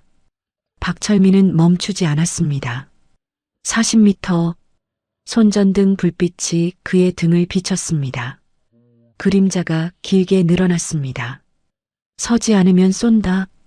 30m. 박철민은 물병을 떨어뜨렸습니다. 더 빨리 뛰기 위해서였습니다. 20m. 숨소리가 귓가에서 요란했습니다. 총성이 울렸습니다. 탕. 땅에서 흙이 튀었습니다. 박철민 옆 3m쯤 떨어진 곳이었습니다. 박철민은 몸을 낮추고 지그재그로 뛰었습니다. 10m. 강둑이 눈앞에 있었습니다. 사격허가 쏴라. 또 다른 목소리가 외쳤습니다. 탕탕탕. 연속으로 총성이 울렸습니다. 총알 하나가 박철민의 귓가를 스쳤습니다. 쇠익. 뜨거운 바람이 느껴졌습니다. 박철민은 이를 악물고 마지막 힘을 짜냈습니다. 강둑에 도착했습니다. 박철민은 발을 멈추고 아래를 내려다봤습니다. 급경사였습니다. 높이는 4m쯤 되었습니다. 아래로 검은 물이 소용돌이 치고 있었습니다. 얼음 조각들이 물 위에 떠 있었습니다. 영하의 물이었습니다. 들어가면 몇 분 못 버틸 것입니다. 하지만 선택의 여지가 없었습니다. 뒤에서 발소리가 다가왔습니다. 가까웠습니다. 30m, 20m. 손전등 불빛이 박철민을 비쳤습니다. 손들어. 박철민. 마지막 경고다. 박철민은 뒤돌아봤습니다. 보이부 요원 5명이 총을 겨누고 있었습니다. 그들의 얼굴은 어둠 속에 가려져 있었고 손전등 불빛만 밝게 빛났습니다. 박철민은 천천히 두 손을 들었습니다. 요원 한 명이 앞으로 나왔습니다. 현명한 선택이다. 이제 천천히 이리로 걸어와라. 손은 계속 들고 박철민은 움직이지 않았습니다. 요원이 다시 말했습니다. 박철민, 들었나? 이리로 와. 저항하면 더 나빠진다. 박철민은 입을 열었습니다. 제 가족은 어디 있습니까? 요원이 잠시 멈칫했습니다. 그건 내가 알 바 아니다. 이리 와. 제 아내와 딸은 무슨 죄가 있습니까? 처남이 잘못했다면 처남만 조사하면 되는 거 아닙니까? 박철민의 목소리가 떨렸습니다. 20년 넘게 충성했습니다. 한 번도 실수한 적 없습니다. 그런데 처남 때문에 제 가족이 처리된다고요? 이게 정의입니까? 요원이 총을 더 높이 들었습니다. 닥쳐. 이제 와서 무슨 소리냐? 넌 이미 반역자다. 최고 지도자의 차량을 탈취했고 도주했고 국가 재산을 파손했다. 내 가족이고 뭐고 이제 다 끝났어. 순순히 따라오면 죽이진 않을 테니. 박철민은 고개를 저었습니다. 거짓말 마십시오. 저도 이 나라에서 50년 살았습니다. 보위부에 끌려가면 어떻게 되는지 압니다. 요원이 한 걸음 다가왔습니다. 마지막이다. 손들고 이리 와. 안 그러면 여기서 쏜다. 박철민은 뒤로 한 걸음 물러섰습니다. 발 뒤꿈치가 강도 끝에 닿았습니다. 요원이 소리쳤습니다. 거기서 뭐 하는 거야? 위험하다. 당장 멈춰. 박철민은 다시 물을 내려다봤습니다. 검은 물이 흐르고 있었습니다. 저 물속으로 들어가면 살 수 있을까요? 아니, 아마 죽을 것입니다. 추위에 물살에. 하지만 여기 남으면 확실히 죽습니다. 보위부에, 고문에, 처형에. 그렇다면 선택은 명확했습니다. 박철민은 숨을 크게 들이마셨습니다. 차가운 공기가 폐를 채웠습니다. 주머니에서 가족 사진을 꺼냈습니다. 마지막으로 한번 봤습니다. 순이, 지은이. 미안해요. 사랑해요. 사진을 입에 물었습니다. 그리고 뒤돌아섰습니다. 쏴라. 요원이 외쳤습니다. 박철민은 뛰었습니다. 강도 끝에서 몸을 날렸습니다. 공중으로 떠올랐습니다. 탕탕탕탕. 총성이 연속으로 울렸습니다. 총알들이 공기를 갈랐습니다. 하나가 박철민의 왼쪽 어깨를 스쳤습니다. 뜨거운 고통이 퍼졌습니다. 하지만 그는 이미 떨어지고 있었습니다. 첨벙. 박철민의 몸이 두만강 물속으로 사라졌습니다. 물소리가 어둠 속에 울렸습니다. 보위부 요원들이 강도 끝까지 달려와 손전등을 비췄습니다. 물 위엔 아무것도 보이지 않았습니다.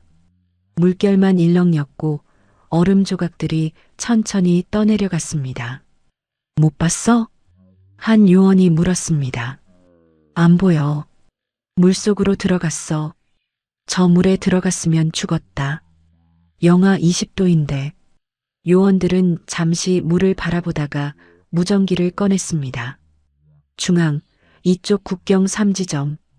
박철민 두만강의 투신. 생존 가능성 없음. 물이 박철민을 삼켰습니다. 영하의 차가움이 온몸을 칼처럼 찔렀고 순간 숨이 막혔습니다. 폐 안의 공기가 입 밖으로 빠져나가려 했지만 박철민은 이를 악물고 참았습니다. 입에 문 가족 사진이 느껴졌습니다. 놓치면 안 됩니다. 이것만은 지켜야 합니다. 어둠뿐이었습니다. 물속은 완전한 암흑이었고 위아래도 구분되지 않았습니다. 물살이 그를 휩쓸어 갔습니다. 박철민은 팔을 저었습니다.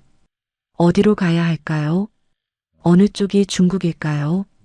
물속에서 방향 감각을 잃었습니다. 추위가 뼈를 파고들었습니다. 손가락 감각이 사라졌습니다. 발도 느껴지지 않았습니다. 몸이 얼어붙는 것 같았습니다. 박철민은 계속 팔을 저었습니다. 멈추면 가라앉을 것 같았습니다. 멈추면 죽을 것입니다. 폐가 터질 것 같았습니다. 숨을 쉬어야 했습니다. 하지만 수면이 어디에 있는지 알 수 없었습니다. 박철민은 위쪽으로 헤엄쳤습니다. 아니, 위쪽이라고 생각하는 방향으로 헤엄쳤습니다. 팔을 저었습니다. 다리를 찼습니다. 하지만 수면은 나타나지 않았습니다. 의식이 흐려지기 시작했습니다. 눈앞에 빛이 번쩍였습니다. 환각이었습니다. 순이의 얼굴이 떠올랐습니다. 지은이의 웃음소리가 들렸습니다. 아니, 들리는 게 아니라 기억이었습니다. 박철민은 고개를 저었습니다. 아직 죽을 수 없습니다. 아직 안 됩니다. 마지막 힘을 짜냈습니다. 팔을 위로 뻗었습니다. 손이 무언가를 뚫고 나갔습니다. 수면이었습니다. 박철민은 머리를 물 밖으로 내밀었습니다. 공기가 폐로 쏟아져 들어왔습니다. 거칠게 숨을 들이마셨습니다. 기침이 나왔습니다. 입에 문사진이 떨어질 뻔했지만 이로 꽉 물었습니다. 눈을 떴습니다. 달빛 아래 강물이 보였습니다. 뒤를 돌아봤습니다. 북한 쪽 강둑이 보였습니다. 손전등 불빛들이 물 위를 훑고 있었습니다. 하지만 박철민은 이미 100m쯤 떠내려온 것 같았습니다. 물속에 총알이 박히는 소리가 들렸습니다. 툭툭툭. 보이부 요원들이 여전히 쏘고 있었습니다. 하지만 어둠 속에서 움직이는 표적을 맞추기는 어려웠습니다. 박철민은 다시 잠수했습니다. 숨을 참고 물속으로 들어갔습니다. 물살을 따라 더 멀리 떠내려갔습니다. 얼마나 지났을까요? 박철민은 다시 수면 위로 올라왔습니다. 뒤를 봤습니다. 손전등 불빛이 작은 점처럼 보였습니다. 멀어졌습니다. 박철민은 강 건너편을 봤습니다. 중국 쪽 강둑이 가까워져 있었습니다. 50m쯤 남았을 것 같았습니다. 팔을 저었습니다. 하지만 힘이 없었습니다. 몸이 말을 듣지 않았습니다. 추위 때문에 근육이 굳어버린 것 같았습니다. 박철민은 이를 악물고 계속 헤엄쳤습니다. 40m, 30m, 팔이 납덩이처럼 무거웠습니다. 20m, 박철민의 의식이 또 흐려졌습니다. 눈꺼풀이 무거웠습니다. 이대로 잠들고 싶었습니다. 너무 추웠습니다. 너무 힘들었습니다. 그냥 포기하고 싶었습니다. 안 돼. 박철민은 중얼거렸습니다. 물이 입으로 들어왔습니다. 사진이 입에서 빠질 뻔했지만 혀로 막았습니다. 순이, 지은이, 미안해. 조금만 기다려. 10m. 박철민은 발을 아래로 뻗었습니다. 아무것도 닿지 않았습니다. 다시 헤엄쳤습니다. 5m. 발을 뻗었습니다. 뭔가 발끝에 닿았습니다. 강바닥이었습니다. 박철민은 발을 디뎠습니다. 일어서려 했지만 물살에 넘어졌습니다. 다시 일어났습니다. 물이 가슴까지 찼습니다. 한 걸음씩 앞으로 나아갔습니다. 강둑이 눈앞에 있었습니다. 손이 땅을 움켜쥐었습니다.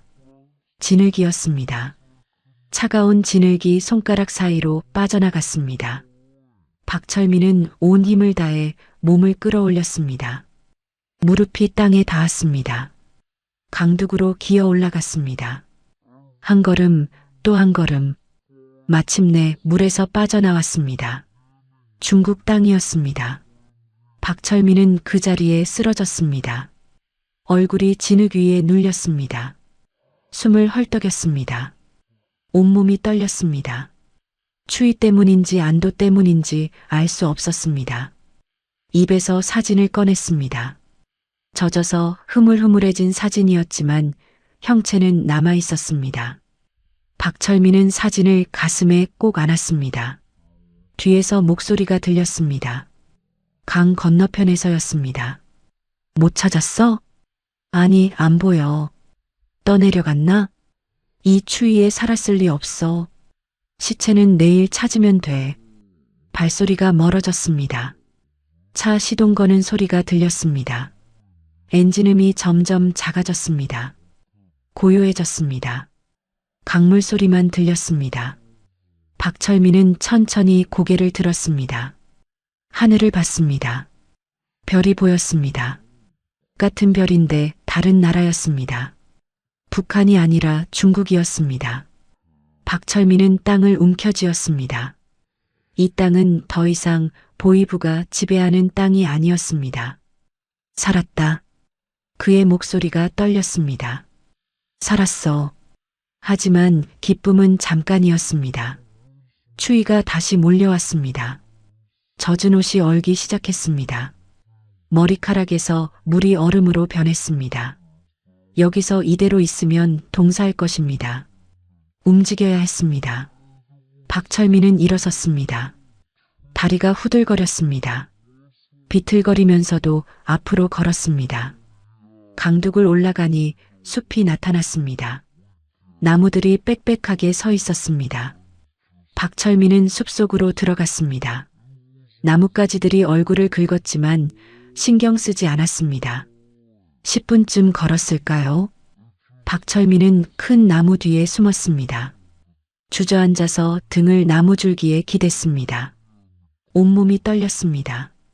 이가 딱딱 부딪혔습니다. 손을 입에 대고 입김을 불었습니다. 하얀 김이 나왔습니다. 왼쪽 어깨가 아팠습니다. 아까 총알이 스친 곳이었습니다. 손을 대보니 축축했습니다. 피가 났습니다. 많지는 않았습니다. 스친 것뿐이었습니다. 박철민은 젖은 옷소매를 찢어서 상처를 동염했습니다. 아팠지만 참았습니다. 주머니를 뒤졌습니다. 손전등은 어디론가 사라졌습니다. 아마 물속에서 잃어버렸을 것입니다. 하지만 사진은 있었습니다. 젖었지만 남아 있었습니다. 박철민은 사진을 펼쳤습니다. 달빛 아래서 순이와 지은이의 얼굴을 봤습니다. 잉크가 번져서 흐릿해졌지만 여전히 알아볼 수 있었습니다. 미안해. 같이 못 왔어. 박철민의 눈에서 눈물이 흘렀습니다. 처음 흘리는 눈물이었습니다. 뺨을 타고 내려온 눈물이 턱에서 떨어졌습니다. 하지만 살았어. 나 살았어. 그리고 꼭 당신들 이야기를 전할게. 이 체제가 얼마나 잔인한지, 무고한 사람들을 어떻게 짓밟는지. 박철민은 사진을 다시 주머니에 넣었습니다. 일어섰습니다. 밤은 아직 길었습니다. 중국 공안에 붙잡히면 북송됩니다. 낮에는 숨고 밤에만 움직여야 했습니다. 남쪽으로 가야 했습니다. 베이징으로, 한국 대사관으로. 박철민은 별을 보고 방향을 잡았습니다. 남쪽이었습니다. 한 걸음씩 걷기 시작했습니다. 젖은 옷이 몸에 달라붙어 무거웠지만 계속 걸었습니다. 숲은 어둡고 조용했습니다. 박철민의 발소리만 낙엽을 밟으며 울렸습니다. 자유를 향한 긴 여정이 이제 막 시작되었습니다. 닷새를 걸었습니다. 낮에는 숲속에 숨어서 잤고 밤에만 움직였습니다. 첫날 밤 젖은 옷이 얼어붙어서 벗어야 했는데 나뭇가지로 옷을 두드려 얼음을 털어내고 다시 입었습니다. 체온으로 옷을 말리는 수밖에 없었습니다. 둘째 날은 눈이 내렸습니다. 발자국이 남을까봐 바위와 나무 사이로만 다녔습니다. 셋째 날엔 작은 개울을 발견했습니다. 얼음을 깨고 물을 마셨습니다. 너무 차가워서 이가 시렸지만 목이 말라서 참았습니다. 배가 고팠습니다. 둘째 날까지는 참을만 했지만 셋째 날부터는 힘이 빠졌습니다. 나무 껍질을 벗겨 씹어봤지만 너무 질겨서 삼킬 수 없었습니다. 넷째 날엔 다람쥐 한 마리를 봤습니다. 잡으려 했지만 너무 빨라서 놓쳤습니다.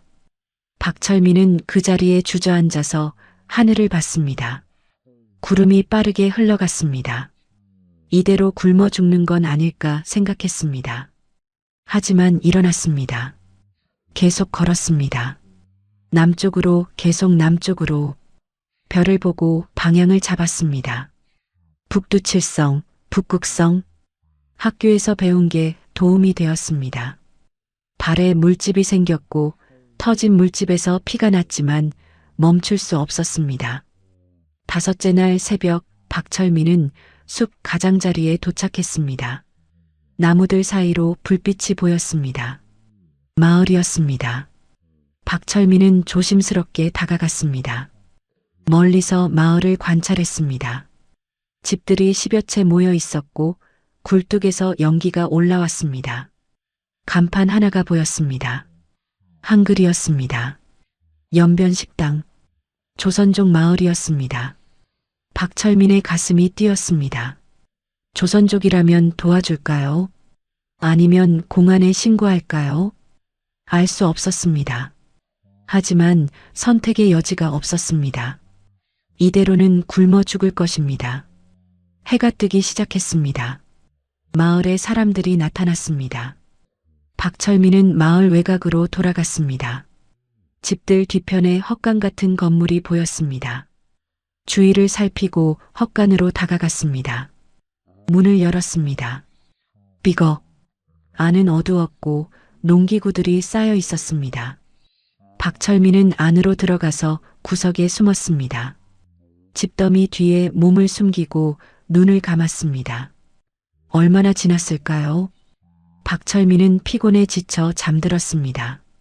꿈속에서 순이가 나타났습니다. 그녀가 손을 내밀었습니다. 오빠 괜찮아요? 박철민은 그녀의 손을 잡으려 했지만 닿지 않았습니다. 순이가 점점 멀어졌습니다. 순이야. 박철민이 소리쳤습니다. 누구요? 다른 목소리가 들렸습니다. 박철민은 벌떡 눈을 떴습니다. 헛간 문이 열려 있었고 할머니 한 분이 서 있었습니다. 이른쯤 되어 보이는 조선족 할머니였습니다. 그녀는 바구니를 들고 있었고 박철민을 내려다보고 있었습니다. 박철민은 일어나려 했지만 몸이 말을 듣지 않았습니다. 닷새 동안 굶고 걸어서 기력이 바닥난 것입니다. 할머니가 다가왔습니다. 당신 누구요? 여기서 뭐 하는 거요? 박철민은 떨리는 목소리로 대답했습니다. 살려주십시오. 할머니가 박철민의 얼굴을 자세히 봤습니다. 수척한 얼굴, 상처난 손, 찢어진 옷. 그녀의 눈이 커졌습니다. 탈북자구만. 박철민은 고개를 숙였습니다. 부인할 수 없었습니다. 제발 공안에 신고하지 말아주십시오. 그냥 하루만, 아니 반나절만 여기 있게 해주십시오. 그리고 떠나겠습니다. 할머니는 잠시 망설였습니다. 박철민을 보고 헛간 밖을 보고 다시 박철민을 봤습니다. 한참을 그렇게 서 있다가 한숨을 쉬었습니다. 일단 집으로 들어오소. 여기 있으면 다른 사람들이 볼 거요. 박철민은 믿을 수 없다는 표정으로 할머니를 봤습니다. 정말요? 빨리 안 와요? 해 뜨면 사람들 나다니는데. 박철민은 비틀거리며 일어났습니다.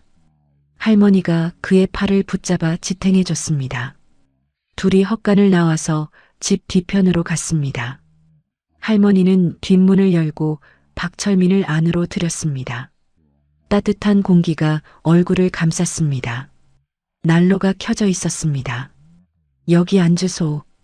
할머니가 방바닥을 가리켰습니다. 박철민은 주저앉았습니다. 온돌이 따뜻했습니다. 오랜만에 느끼는 온기였습니다. 할머니는 부엌으로 가더니 뜨거운 물 한 컵을 가져왔습니다. 일단 이거 마시소. 박철민은 두 손으로 컵을 받았습니다. 손이 떨렸습니다.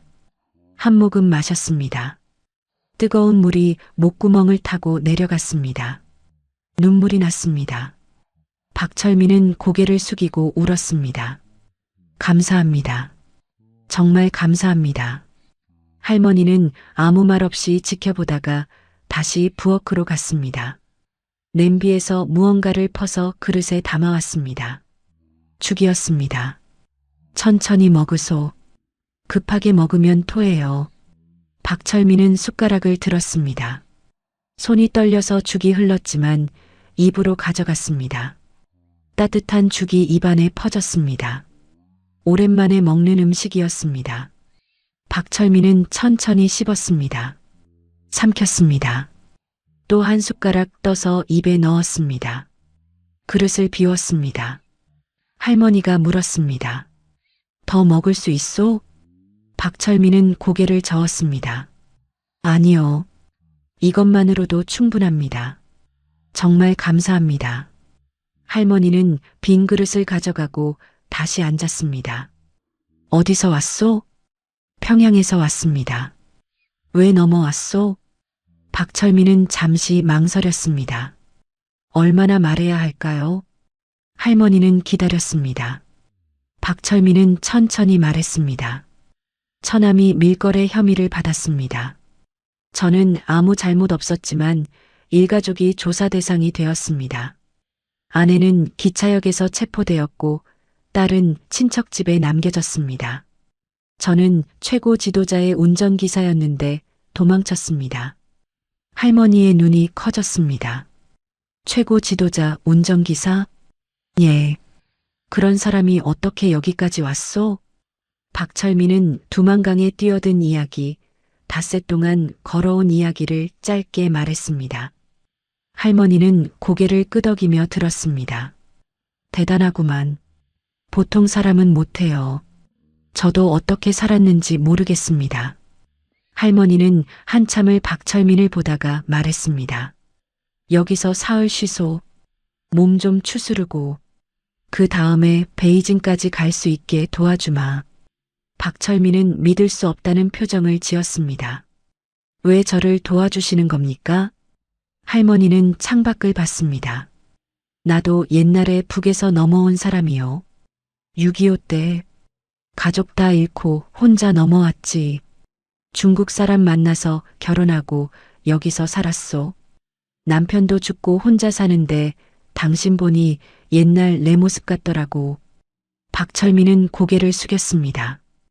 은혜를 어떻게 갚아야 할지 모르겠습니다. 됐소. 그냥 가시소. 살아남으시소. 그게 나한테 갚는 거요. 사흘 후 할머니는 박철민을 트럭에 태웠습니다. 할머니의 조카가 운전하는 화물 트럭이었습니다. 화물칸에 박철민을 숨겼고 짐으로 덮었습니다. 베이징까지 이틀 걸릴 거요. 참으시오. 감사합니다, 할머니. 살아요. 꼭 살아남아요. 트럭이 출발했습니다. 화물칸은 어둡고 좁았지만 박철민은 견뎠습니다. 이틀간의 여정. 트럭은 밤낮으로 달렸고 박철민은 그 안에서 잠들고 깨기를 반복했습니다. 이틀 후 트럭이 멈췄습니다. 화물칸 문이 열렸습니다. 햇빛이 쏟아져 들어왔습니다. 조카가 말했습니다. 베이징이요. 저기 대사관 보이지요? 박철민은 트럭에서 내렸습니다. 눈앞에 큰 건물이 보였고 지붕 위에 태극기가 펄럭이고 있었습니다. 박철민의 다리에서 힘이 빠졌습니다.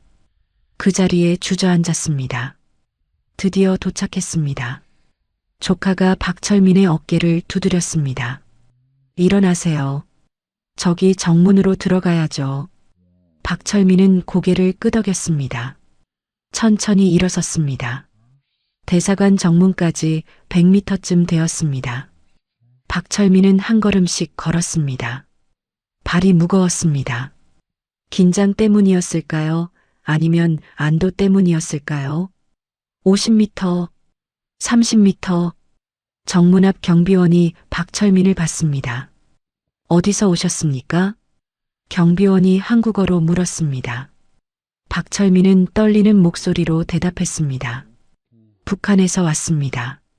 도와주십시오. 경비원의 표정이 변했습니다. 그는 무전기를 들었습니다. 탈북자 도착. 정문으로 지원 바랍니다. 몇 분 후 대사관 직원 2명이 나왔습니다. 한 명이 박철민에게 다가왔습니다. 어서 들어오세요. 이제 안전합니다. 안전합니다. 그 말을 듣는 순간 박철민의 눈에서 눈물이 쏟아졌습니다. 무릎이 꺾였습니다. 직원이 박철민을 부축했습니다. 괜찮으세요? 안으로 들어가시죠. 박철민은 대사관 정문을 통과했습니다. 문이 뒤에서 닫혔습니다.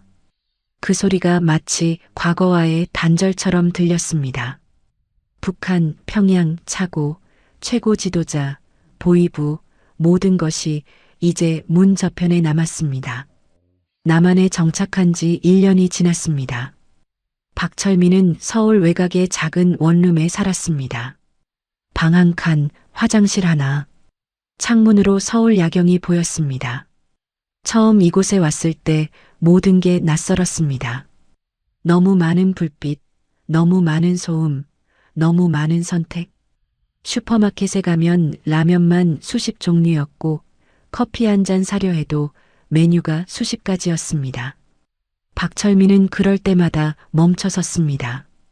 평양에서는 선택이란 게 없었으니까요. 정착 지원금으로 택시 면허를 땄습니다. 최고 지도자의 차를 몰던 손으로 이제는 택시를 몰았습니다. 아이러니했지만 운전만큼은 자신 있었습니다. 20년 넘게 해온 일이었으니까요. 밤 10시 박철민은 택시 운전석에 앉아 시동을 걸었습니다. 내비게이션 화면이 켜졌습니다. 서울 지도가 펼쳐졌습니다. 신호등이 파란불로 바뀌었고 박철민은 핸들을 잡고 도로로 나섰습니다. 첫 번째 승객은 강남역까지 가는 직장인이었습니다. 뒤에 앉아서 휴대전화를 보고 있었습니다. 아무 말 없이 내렸습니다. 두 번째 승객은 홍대까지 가는 대학생이었습니다. 친구와 통화하면서 웃고 있었습니다. 박철민은 그 웃음소리를 들으며 운전했습니다. 자유롭게 웃을 수 있다는 것. 북한에서는 당연하지 않은 일이었습니다. 밤 11시쯤 이태원에서 승객을 태웠습니다. 30대쯤 되어 보이는 여자였습니다. 뒷좌석에 앉으면서 물었습니다. 기사님 말투가 독특하신데 북한에서 오셨어요? 박철민은 백미러로 승객을 봤습니다. 호기심 어린 눈빛이었습니다. 아기는 없어 보였습니다. 네, 그렇습니다. 언제 오셨어요? 1년 전쯤요. 와, 대단하시다. 어떻게 오셨어요? 박철민은 잠시 망설였습니다. 얼마나 말해야 할까요? 전부 말하면 믿을까요? 그는 간단하게 대답했습니다. 걸어서 왔습니다. 승객은 놀란 표정을 지었습니다. 걸어서요? 정말요? 예. 힘드셨겠어요. 박철민은 대답하지 않았습니다. 힘들었다는 말로는 표현할 수 없었습니다. 승객도 더 묻지 않았습니다. 침묵이 차 안을 채웠습니다. 박철민은 운전에 집중했습니다. 목적지에 도착했습니다. 승객이 요금을 계산하면서 말했습니다. 고생 많으셨어요. 여기서 잘 사시길 바랍니다. 감사합니다. 승객이 내리고 박철민은 혼자 차 안에 남았습니다. 백미러를 봤습니다. 거울 속에 비친 자신의 얼굴. 1년 전보다 주름이 더 깊어진 것 같았습니다. 머리도 더 희끗해졌습니다. 하지만 눈빛만큼은 살아있었습니다. 박철민은 주머니에서 낡은 사진 한 장을 꺼냈습니다. 두만강에서 건져온 그 사진이었습니다. 물에 젖어 색이 바랬고 구겨져서 펴도 주름이 남았지만 여전히 소중했습니다. 순이와 지은이가 웃고 있었습니다. 대동강변에서 찍은 사진. 이제는 돌아갈 수 없는 그 순간. 박철민은 매일 밤 북한 소식을 검색했습니다. 혹시 아내와 딸의 소식이 있을까? 탈북자 커뮤니티에도 가입했고 같은 지역 출신들에게 물어봤습니다. 하지만 아무도 몰랐습니다. 순이가 어디 있는지, 지은이가 어떻게 되었는지 박철민은 한 번도 그들의 소식을 듣지 못했습니다. 밤은 깊어갔습니다. 박철민은 다시 시동을 걸었습니다. 도로 위로 나갔습니다. 한강 다리를 건넜습니다. 강물이 불빛을 반사하며 흘렀습니다. 북한에서도 강을 건넜습니다. 두만강을, 죽을 고비를 넘기며 자유는 공짜가 아니었습니다. 박철민은 가족을 잃었고 고향을 잃었고 과거의 모든 것을 잃었습니다. 20년 넘게 쌓아온 경력도 평양의 좋은 집도 동료들도 모두 사라졌습니다. 대신 얻은 것은 무엇입니까? 선택의 자유, 말할 자유, 살 자유. 하지만 그 자유가 때로는 너무 무거웠습니다. 박철민은 매일 아침 거울을 보며 스스로에게 말합니다. 나는 살아있다. 그것만으로도 의미가 있다. 순이는 어디에 있을까요? 정치범 수용소일까요? 아니면 이미. 박철민은 생각을 멈췄습니다. 모르는 게 나을 때도 있었습니다. 대신 그는 믿기로 했습니다. 살아있다고. 언젠가 다시 만날 수 있다고. 비록 이 생에서는 아니더라도. 택시는 서울 거리를 달렸습니다. 밤 12시가 넘었지만 도로는 여전히 밝았습니다. 네온사인, 가로등, 빌딩 불빛. 북한에서는 볼 수 없던 풍경이었습니다. 평양의 밤은 어두웠습니다. 전기가 부족해서 대부분의 불이 꺼졌고 주체사상탑과 김일성 광장 주변만 밝았습니다. 하지만 서울은 달랐습니다. 밤이 낮처럼 밝았고 사람들은 자유롭게 돌아다녔습니다. 새벽 1시 마지막 승객을 내려주고 박철민은 집으로 향했습니다. 원룸 앞에 차를 세웠습니다. 시동을 껐습니다. 고요해졌습니다. 박철민은 핸들에 이마를 기댔습니다. 오늘도 버텼습니다. 내일도 버틸 것입니다. 그는 차에서 내려 원룸으로 들어갔습니다. 불을 켰습니다. 작은 방이었지만 이곳이 그의 집이었습니다. 아무도 새벽에 문을 두드리지 않았습니다. 보이부가 들이닥치지 않았습니다. 그것만으로도 감사했습니다. 창밖을 봤습니다. 서울의 불빛이 반짝였습니다. 저 어딘가에 같은 처지의 탈북자들이 살고 있었습니다. 가족을 잃고 고향을 잃고 하지만 살아남은 사람들. 박철민은 혼자가 아니었습니다. 그는 침대에 누웠습니다. 천장을 봤습니다. 평양 아파트 천장과는 달랐습니다. 하지만 같은 하늘 아래였습니다. 순이와 지은이도 같은 하늘을 보고 있을까요? 박철민은 눈을 감았습니다. 내일도 택시를 몰 것입니다. 승객을 태우고 서울 거리를 달릴 것입니다. 그리고 살아갈 것입니다. 자유인으로서 비록 모든 것을 잃었지만 그는 살아 있었습니다. 그리고 그것이 바로 희망이었습니다. 여기까지가 박철민의 이야기입니다. 충성과 배신, 가족과 생존, 자유와 대가. 한 사람의 인생이 일주일 만에 완전히 바뀌었습니다. 20년 넘게 최고 지도자를 섬기던 운전기사가 반역자가 되고 탈북자가 되고 결국 서울의 택시기사가 되었습니다. 우리는 때때로 자유를 당연하게 여깁니다. 아침에 일어나 원하는 곳에 갈 수 있고 하고 싶은 말을 할 수 있고 만나고 싶은 사람을 만날 수 있습니다. 하지만 세상 어딘가에는 그 자유를 위해 모든 것을 걸어야 하는 사람들이 있습니다. 박철민처럼 가족을 뒤에 남기고 얼어붙은 강물에 뛰어들어야 하는 사람들이요. 오늘 이야기가 여러분께 작은 울림이 되었기를 바랍니다. 지금 이 순간 누리고 있는 자유와 평화가 얼마나 소중한 것인지, 그리고 그것을 지키기 위해 우리가 무엇을 해야 하는지 생각해 보는 시간이 되었으면 좋겠습니다. 이 이야기가 도움이 되셨다면 구독과 좋아요 부탁드립니다. 여러분의 작은 관심이 더 좋은 이야기를 만드는 힘이 됩니다. 그리고 댓글로 여러분의 생각을 나눠주시면 감사하겠습니다. 오늘도 들어주셔서 고맙습니다. 다음 이야기에서 또 만나요.